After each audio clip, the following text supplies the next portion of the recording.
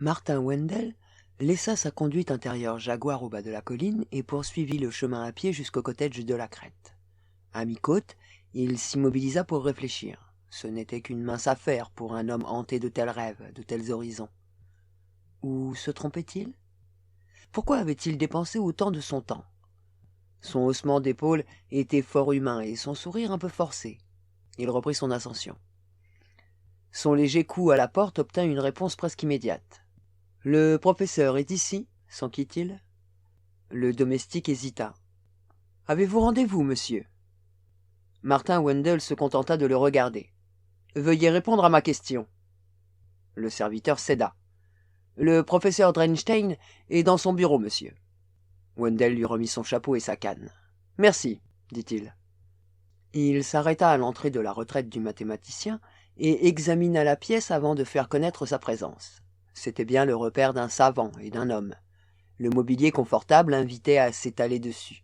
Il devait bien supporter le frottement des chaussures et les brûlures de cigarettes. Un petit bar roulant dans un coin, plusieurs pots à tabac, quelques râteliers de pipes. Des tableaux au mur. Wendell reconnut un Rivera, un Grandwood, un Bellows, un Marin. Près du feu, dans un lourd fauteuil, Hans Drenstein se tenait affalé, et au-dessus de son livre ne se distinguait que sa célèbre crinière blanche et le sommet de son front d'une hauteur anormale. Devant lui, sur le tapis, la tête reposant sur les pattes, un chien noir monstrueux, unique spécimen de sa race, restait vautré.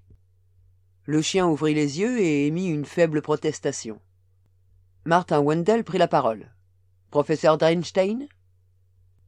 Le savant jeta un coup d'œil par-dessus le volume et regarda l'homme debout devant lui.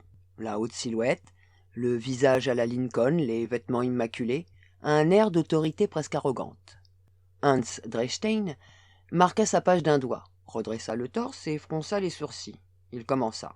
« J'avais pourtant donné ordre à Wilson. » Martin Wendell l'interrompit. « Ce qui m'amène est trop important pour y mêler une personne insignifiante. Il est indispensable que je passe une demi-heure en votre compagnie. » Le chien gronda de nouveau. Hans Drenstein lui lança. « Assez, tais-toi, garçon. » Il s'adressa ensuite à son visiteur. « J'ai un emploi du temps extrêmement chargé, monsieur.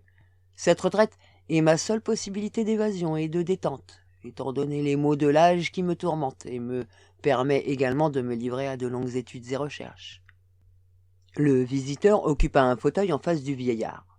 « Mon temps est tout aussi précieux que le vôtre. Je n'ai nullement l'intention de le gaspiller. » Il regarda le chien, puis il hocha la tête et reporta son attention sur son hôte involontaire.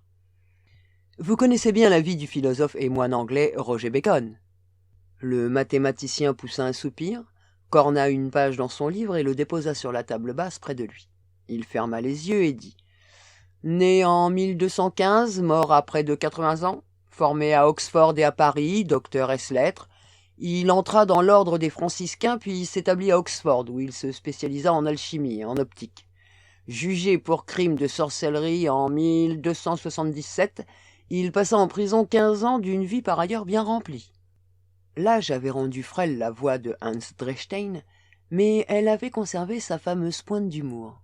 « Un individu des plus intéressants, acheva-t-il. Mais quel rapport peut avoir cet ancien philosophe avec cette intrusion, monsieur ?» Le visiteur répondit. « Martin Wendell.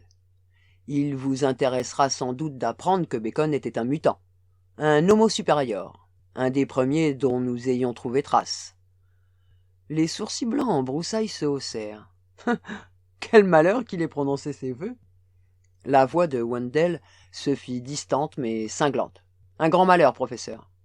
Je ne m'occupe pas d'imbécilité, monsieur, comme vous allez le voir. » Le mathématicien l'examina pendant un long moment, finit par se lever et se dirigea vers le petit bar. « Un verre, monsieur Wendell ? » ?»« Non, merci. » Tout en se servant, le savant reprit. « J'ai découvert que, contrairement à la croyance populaire, l'alcool, correctement dosé, peut être d'un grand secours à l'homme épris de science. Ce n'est pas mon sentiment. Vraiment ?» Le professeur Drenstein regagna son fauteuil. Le chien l'avait suivi des yeux pendant ses déplacements. « Et maintenant, monsieur, cette demi-heure de mon temps que vous réclamez. » Le professeur avala une gorgée.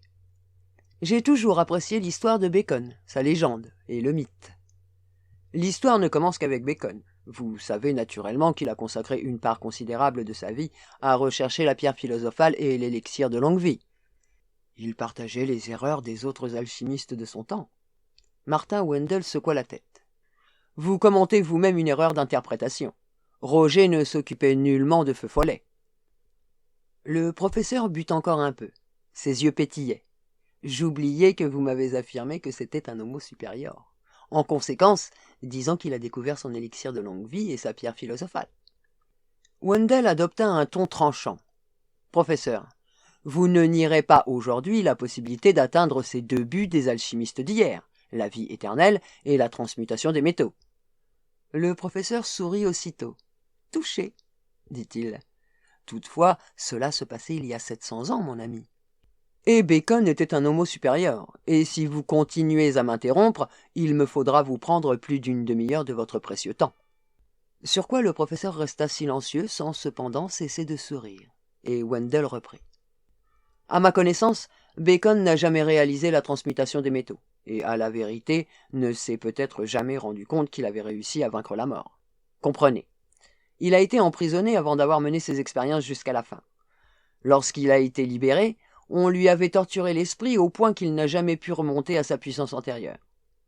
En dépit de lui-même, le professeur se sentait intéressé. Au moins, était-ce là du nouveau, et si la chair du professeur avait vieilli, son cerveau était resté jeune. Martin Wendell poursuivit.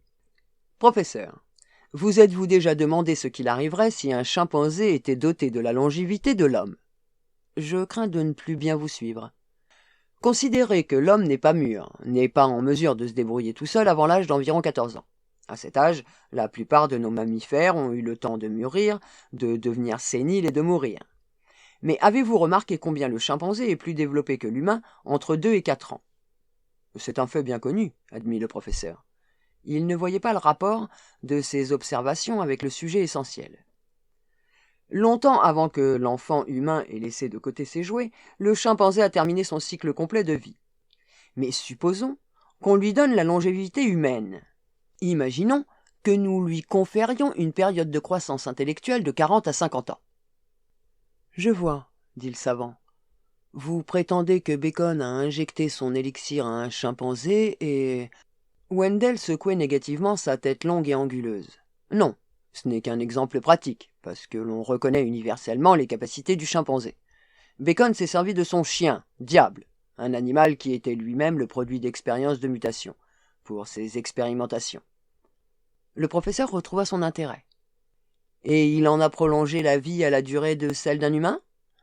L'autre répondit à voix basse. « Beaucoup plus que cela, professeur. Bacon a fait don à son favori de la vie éternelle. » Les sourcils broussailleux se haussèrent de nouveau. Wendell ne tint nullement compte de ce scepticisme cette fois, et continua son discours. « Nous devons encore prendre une tangente. Considérez l'homme et le chien, professeur. À travers les âges, depuis les temps les plus reculés, depuis l'époque des cavernes, il y a toujours eu l'homme et le chien. En termes d'espèces, c'est ce que l'on peut qualifier de relation symbiotique. » Le professeur Drechstein laissa pendre la main pour caresser la tête de la noire et laide brute sur le tapis devant lui. Wendell reprit. « Mais admettons que cet ami de l'homme de toujours ait été en mesure de développer son intelligence au point de pouvoir analyser, puis, naturellement, juger son partenaire à travers les millénaires. Comment croyez-vous que l'homme apparaîtrait sous l'analyse d'un tel chien ?» Le sourire forcé du professeur revint sur son visage. « Vous savez, déclara-t-il, je suis heureux de votre visite. C'est très agréable. Je crois que je vais me resservir un verre. C'est à la fois reposant et stimulant. » Il se leva et alla jusqu'au bar. « Vous ne voulez toujours pas vous joindre à moi, certain ? » ?»« Tout à fait certain. » L'autre suivait son sujet. « Un tel chien trouverait vite son maître insuffisant. Imaginez l'animal. Peut-être son quotient d'intelligence ne serait-il pas égal à celui de l'humanité, je n'en suis pas sûr, mais au cours de 7 siècles, ses connaissances cumulatives dépasseraient celles de tout homme qui ait jamais vécu. Hans Drechstein retourna dans son fauteuil avec un verre qu'il venait de remplir. « Et vous avez le sentiment que cet hypothétique canis supérieur, dirons-nous, estimerait l'homme insuffisant, n'est-ce pas? Comment pourrait-on en douter un seul instant? Ne pouvez-vous concevoir son développement au cours des siècles? D'abord, la surprise et la peine, puis le dégoût, le mépris. Et alors? Alors l'idée qu'il est nécessaire de renverser cette créature, la plus arrogante, la plus cruellement destructrice de toutes celles de la Terre. Le professeur manqua s'étouffer sur son verre. Une révolution, crachota-t-il tout en riant. Exactement, dit Wendell, qui ne riait pas. Alors, pourquoi ce fameux chien de Bacon ne l'a-t-il pas accompli? Comment s'appelait-il déjà? Diable. Pourquoi, diable, n'a-t-il pas fait sa révolution? Le laid visage de Martin Wendell était pensif, son regard lointain. Je n'en ai pas la certitude, mais je suis d'avis qu'il a 2 buts à atteindre d'abord. Qui sont? Pour commencer, il lui faut redécouvrir certaines des réussites de Bacon en matière de mutation voulue, ainsi que la formule de l'élixir, de façon à pouvoir l'inoculer à d'autres animaux, ou au moins à d'autres chiens. Sinon, après la Révolution, comme vous dites, la vie animale retournerait à la jungle pour attendre un nouveau maître, sans plus. Le professeur s'amusait tant qu'il en devenait enthousiasmé. « Et le second but ?» demanda-t-il. Wendell répondit. La révolution doit attendre que l'autre don suprême de la nature à l'homme soit périmé. Il se pencha en avant pour donner de l'emphase à ses paroles. La main est un instrument sans prix au début du développement d'une société. Mais, quand nous en serons venus au point où même une simple patte pourra presser le bouton ou pousser le commutateur nécessaire pour mettre en marche la machine la plus compliquée, alors, et vraiment, l'homme ne sera plus nécessaire. L'alcool et l'amusement intellectuel faisaient étinceler les yeux du professeur Drechstein. « Sensationnel !» s'écria-t-il. « Nous voici donc avec ce diable immortel de Roger Bacon, qui s'efforce de redécouvrir l'élixir de vie et qui attend l'instant où la machinerie industrielle de l'homme sera si perfectionnée électroniquement que la simple patte pourra remplacer la main. » Martin Wendell observa gravement. « Il ne se contente pas d'attendre, professeur. Il stimule les progrès de l'homme pour hâter la venue du jour. Je vous ai dit déjà que j'ai consacré bien des années à cette étude. Léonard et Galilée, entre autres, dans le passé, plus récemment Newton, Priestley, Faraday, Marconi, et même Edison. J'ai trouvé les preuves qu'il avait vécues chez chacun d'eux, à tour de rôle. Oh, voyons donc, ceci tourne à la grosse farce. J'imagine votre fameux diable murmurant ses conseils à l'oreille de... Martin Wendell le coupa d'une voix très lente. Il semblerait qu'il y ait des indices de pouvoir télépathique. Peut-être que, tout à fait à l'insu de ses maîtres, Diable était capable de guider leur intérêt, leurs études. Le professeur reposa brusquement son verre. Il cligna les paupières en examinant son interlocuteur, et tout amusement avait disparu de ses yeux. Il finit par dire « Les fondements de mes plus grandes découvertes ont toujours été des éclairs d'inspiration. » Ses yeux se portèrent du visiteur sur le chien noir étalé sur le tapis. « Mais tout cela est absolument insensé !» Le chien se dressa, les poils du dos hérissés.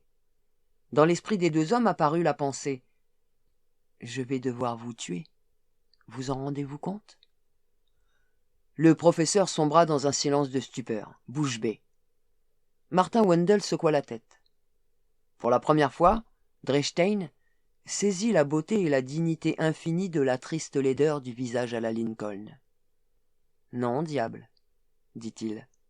Puis après un temps, « Il y a longtemps que je te cherche, tu sais. » Le chien gronda sourdement, et la pensée vint. « Je suis forcé de te tuer. Comment as-tu appris? » « Tu te souviens de ton premier maître, diable? Tu te souviens de Roger Bacon? Je n'oublierai jamais le maître. Il n'était pas comme les autres hommes. Ce n'était pas un homme, diable. Regarde-moi dans les yeux. » Les poils se rabattirent, la tête perdit 3 centimètres de sa hauteur agressive. Les yeux s'adoucirent, interrogateurs. Le bout de la queue s'agita. Martin Wendell reprit. « Je t'ai cherché longtemps, diable. C'est une piste longue et pénible et solitaire, celle qui mène à un monde meilleur. L'Homo sapiens avait besoin de son chien pour l'aider à parvenir aussi loin qu'il est arrivé.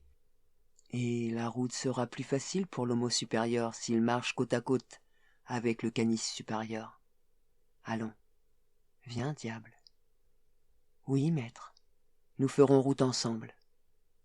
Quand ils furent sur le seuil, Diable tourna la tête pour regarder par-dessus sa puissante épaule le professeur. « Ne t'en soucie pas, » lui transmit Martin Wendell en télépathie.